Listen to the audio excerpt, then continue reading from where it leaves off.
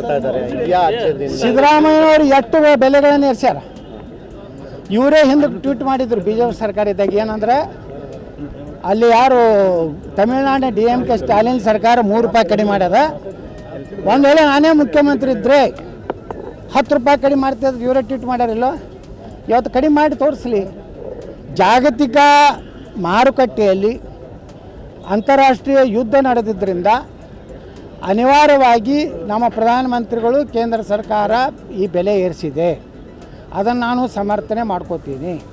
ಇವತ್ತು ನಾನು ನನ್ನ ವಾಹನವನ್ನು ಎಷ್ಟು ಉಪಯೋಗಕ್ಕಿಂತ ಅಧಿಕ ಉಪಯೋಗ ಮಾಡೋದು ಕಡಿಮೆ ಮಾಡ್ತೇನೆ. 100ಕ್ಕೆ 100 ವಿಜೇಂದ್ರಂಗೆ ಬಿಟ್ಟಿನ ಅಂತ ಹೇಳ್ಕೋದಿಲ್ಲ. ಇವತ್ತು ನಾನು ಒಂದು ಕಾರ್ಯಕ್ರಮಕ್ಕೆ ಹೋಗುವಾಗ ವಾಹನ ಏನು ಉಪಯೋಗ ಮಾಡ್ತೀನಿ, ಅಲ್ಲೇ ಸಮೀಪ ಇದ್ದಾಗ ಮತ್ತೊಂದು ಕಾರ್ಯಕ್ರಮ ನಡ್ಕೊಂಡು ಹೋಗುತ್ತೇನೆ. ಅಟ್ಟು ಇಂಧನವನ್ನು ನಾನು ಕಡಿಮೆ ಮಾಡುತ್ತೇನೆ. ಎಲ್ಲಿ ನಿಲ್ಲಿಸಿರ್ತೀನಿ ಅಲ್ಲಿ ಮತ್ತೆ ನಡ್ಕೋತ ಬಂದು ಹತ್ತುತ್ತೇನೆ.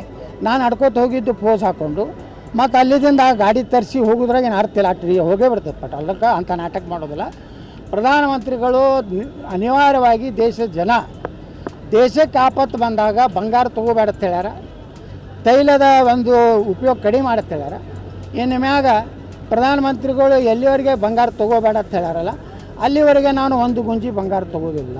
ಸರ್, ಈಗ ಪೆಟ್ರೋಲ್ಗೆ ಟ್ಯಾಕ್ಸ್ ಏನಾದ್ರೆ 11% ಸೆಂಟ್ರಲ್ ಗೌರ್ಮೆಂಟ್, 30% ಸ್ಟೇಟ್ ಗೌರ್ಮೆಂಟ್, 30%. ಅದನ್ನು 20% ಮಾಡಿರಿ. ನಿಮ್ಮ ತಾಕತ್ತು ದಮ್ ಇದ್ರೆ ಸಿದ್ದರಾಮಯ್ಯ 20% ಮಾಡಲಿ, 10 ರೂಪಾಯಿ ರಿಬೇಟ್ ಕೊಡಲಿ ಯಾರಿಗೆ ಪೆಟ್ರೋಲ್ದಾಗ.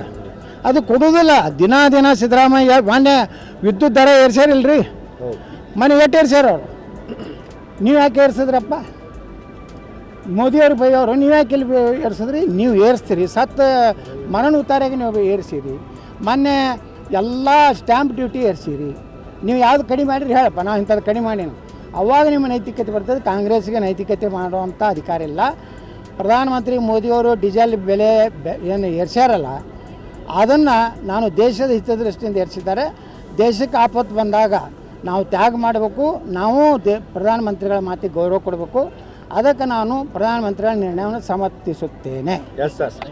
If you like this video, ಬೇಗ ಲೈಕ್ ಮಾಡಿ, ಕಾಮೆಂಟ್ ಮಾಡಿ, ಶೇರ್ ಮಾಡಿ ಹಾಗೂ ಯೋಯೋ ಟಿವಿ ಕನ್ನಡವನ್ನು ಸಬ್ಸ್ಕ್ರೈಬ್ ಮಾಡಿ.